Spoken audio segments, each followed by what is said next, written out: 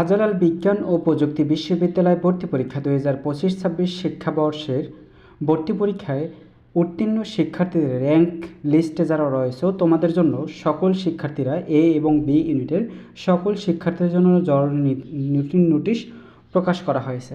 বলা হয়েছে র্যাঙ্ক তালিকায় স্থানান্তর প্রাপ্তিরা শিক্ষার্থীকে চূড়ান্ত ভর্তির পূর্বে ব্যক্তিগত তথ্য ফর্ম SIF মানে স্টুডেন্ট ইনফরমেশন ফর্ম পূরণ করতে হবে এবং ব্যক্তিগত তথ্য SIF পূরণ করার জন্য এই লিঙ্কে ক্লিক করে কিন্তু তোমাদের পূরণ করতে হবে এবং এই ফর্মটি তোমাদের কিন্তু ভর্তি কার্যক্রমের দিন নিয়ে যেতে হবে প্রিন্ট করে। অর্থাৎ র্যাঙ্ক লিস্টে শাহজালাল বিজ্ঞান ও প্রযুক্তি বিশ্ববিদ্যালয় PDF র্যাঙ্ক লিস্টে যেমন এখানে দেখো, এখানে যে যারা র্যাঙ্ক লিস্টে রয়েছে যেমন এ ইউনিট থেকে যদি বলি A1 যারা র্যাঙ্ক লিস্টে রয়েছে এখানে ধরো 5690 এভাবে যারা র্যাঙ্ক লিস্টে রয়েছে তোমাদের সকল শিক্ষার্থীদের এই স্টুডেন্ট ইনফরমেশন ফর্মটা কিন্তু অবশ্যই তোমাদের পূরণ করতে হবে। এই ফর্ম পূরণ করে তোমরা যদি ভর্তি কার্যক্রমের দিন প্রোভাইড করতে না পারো তোমাকে কিন্তু ভর্তি কার্যক্রমের দিন বাতিল করা হবে।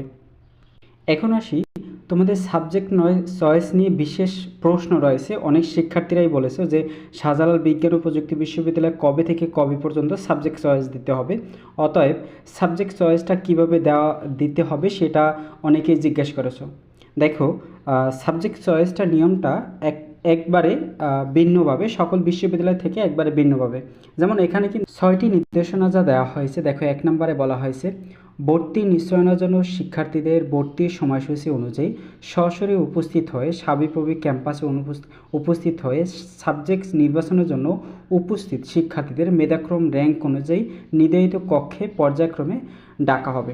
দেখো, তোমরা একটু ক্লিয়ার হও যে সকল শিক্ষার্থীদের মেধাক্রম অনুযায়ী ডাকা হয়েছে, অর্থাৎ এখানে দেখো শিক্ষার্থীদের যাদেরকে ডাকা হয়েছে, যেমন এখানে দেখো বি ইউনিট থেকে বিজ্ঞান শাখাতেদের তাদেরকে ডাকা হয়েছে 1 থেকে 215 পর্যন্ত।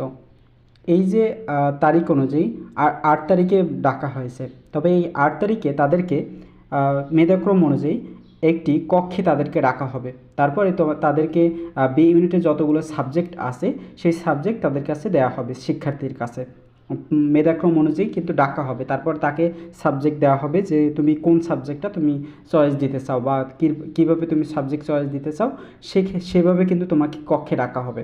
তোমাদের রুমে সরাসরি উপস্থিত হয়ে কিন্তু সাবজেক্ট চয়েস দিতে হবে।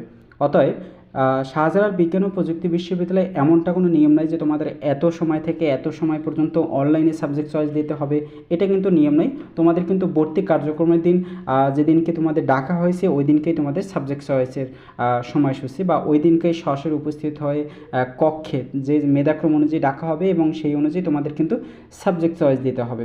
অর্থাৎ সাবজেক্ট চয়েসের জন্য তোমাদের কোনো আলাদা কোনো সময়সূচি নেই। যে শিক্ষার্থীদের র্যাঙ্ক অনুযায়ী ডাকা হবে, যখন first call, second call, third call সকল শিক্ষার্থীদের যখন পর্যন্ত ডাকা হবে সেই সকল শিক্ষার্থীদের সেই তারিখে কিন্তু সাবজেক্ট চয়েস দিতে হবে বা সরাসরি উপস্থিত হয়ে দিতে হবে। সাবজেক্ট চয়েস অবশ্যই তোমরা ক্লিয়ার হয়েছে।